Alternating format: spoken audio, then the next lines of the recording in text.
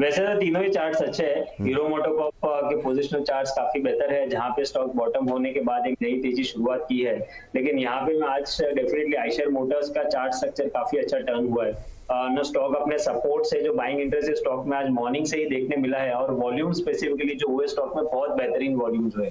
तो मेरे ख्याल से आइशर मोटर्स में आप देखेंगे तो पोजिशनल भी काफी समय से ये स्टॉक एक ऑलरेडी कंसोलिडेट कर चुका है, तो यहाँ पे मोमेंटम या एक ब्रॉडर अपट्रेंड में रिजर्वेशन हो सकता है।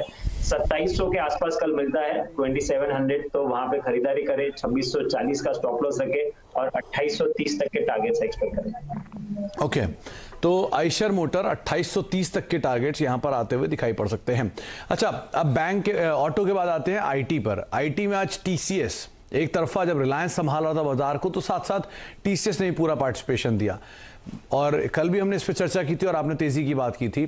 4500 रुपए बायबैक का सपोर्ट भी है और लगातार तेजी पड़ रही है। धीरे धीरे रिकॉर्ड डेट के हम करीब जा रहे हैं, डीआई पे क्लोज किया। टीसीएस साथ साथ पूरा mid cap IT, Mindtree, LNT, Infotech, साथ साथ विप्रो, इन्फोसिस, ये भी पार्टिसिपेट कर रहे थे। फ्रंट लाइन या मिड कैप आईटी में से कोई नाम? मेरे हिसाब से अगर आईटी स्पेस में अगर शॉर्ट टर्म ट्रेडिंग करनी है तो लार्ज कैप्स में ही पहला सिलेक्शन रहना चाहिए। इसके दो कारण हैं। एक तो हमने रिसेंटली देखा है कि करेक्टिव फेज में आईटी एक रिसेंटली एक अच्छा करेक्शन बताया है। तो करेक्टिव फेज में जनरली क्या होता है कि जो मिड कैप स्टॉक्स है या स्मॉल कैप स्टॉक्स है वो अंडर परफॉर्म करते हैं। सेकेंडली, ये करेक्शन के बाद में जब भी अप ट्रेंड का रिजम्पशन होना है आईटी स्पेस का, तो लीडरशिप आपको मिड कैप से आती हुई नहीं मिलेगी। लीडरशिप जो है वो हमेशा लार्ज कैप स्पेस से पहले आएगी, और एक बार लार्ज कैप स्पेस में एक सस्टेन मूव देखते हैं इन्फोसिस, टीसीएस, एचसीएल टेक जैसे स्टॉक्स में, उसके बाद फॉलो अप मूव आप मिड कैप में एक्सपेक्ट करेंगे। तो मेरे हिसाब से अभी भी अगर आईटी स्टॉक्स में अगर कोई पोजीशंस बनानी है पॉजिटिव साइड, क्योंकि करेक्शन हो चुका है, तो इन्फोसिस, टीसीएस ये दोनों ही लार्ज कैप स्टॉक्स में ही खरीदारी की सलाह रहेगी, जैसे हमने कल की बात की थी। और अगर यहाँ पे ये गेन सस्टेन होते हैं आने वाले कुछ दिनों में, तो उसके बाद मिड कैप या स्मॉल कैप स्टॉक्स की तरफ रुझान जाएगा।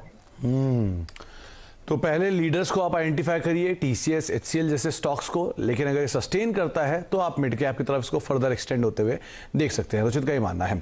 अच्छा रुचित, आज एनबीएफसी स्पेस का भी दिन था। बजाज फाइनेंस देश की 8वीं सबसे बड़ी कंपनी बन गया मार्केट कैप के लिहाज से, एचडीएफसी लिमिटेड को बीट करके। Indiabulls housing, LIC housing finance, पूरे स्पेस में आज बाइंग थी। कोई नाम जो कैरी फॉरवर्ड करे?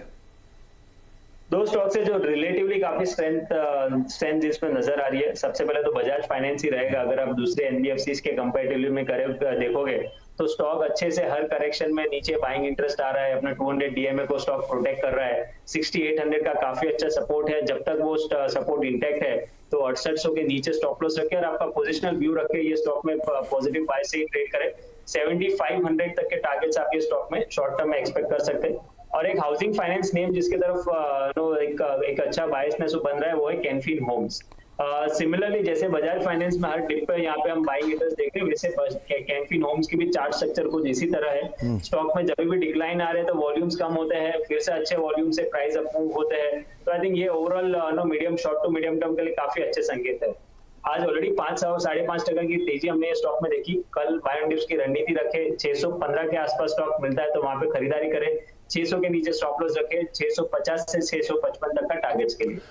650 655 टारगेट्स के लिए आप कैनफिन होम को देख सकते हैं। आज एनबीएफसी स्पेस में Canfin home, Indiabulls, LIC housing finance, MS financial, साथ ही साथ मैक्स फाइनेंशियल, ऐसे कुछ नाम है जहां पर आज एक बढ़िया मूव आता हुआ दिखाई पड़ रहा था। शॉर्ट कवरिंग का सपोर्ट है या फिर कुछ हद तक नई बाइंग भी हो रही थी। आईटी से आप एक बार नजर डालिए हिंडाल्को के ऊपर, वहां पर माफ कीजिएगा मेटल से हिंडाल्को के ऊपर नजर डालिए, वहां किस तरह से रणनीति बनानी चाहिए। करीब करीब 2.5% की तेजी थी और 7% का ओआई एडिशन भी था, तो फ्रेश लॉन्ग्स यहाँ पर बन रहे थे। क्या करना चाहिए इसमें? इनफैक्ट जो रिसेंटली भी देखे तो स्टॉक ने 460 470 से जो प्राइस अप मूव बताया था 550 तक, उसमें अच्छे लॉन्ग फॉर्मेशंस थे। और यहाँ पे 2 दिन के डिक्लाइन में हमने कुछ शॉर्ट पोजीशंस के फॉर्मेशंस नहीं देखे स्टॉक में, यानी कि पिछले लॉन्ग्स अभी भी इंटैक्ट है।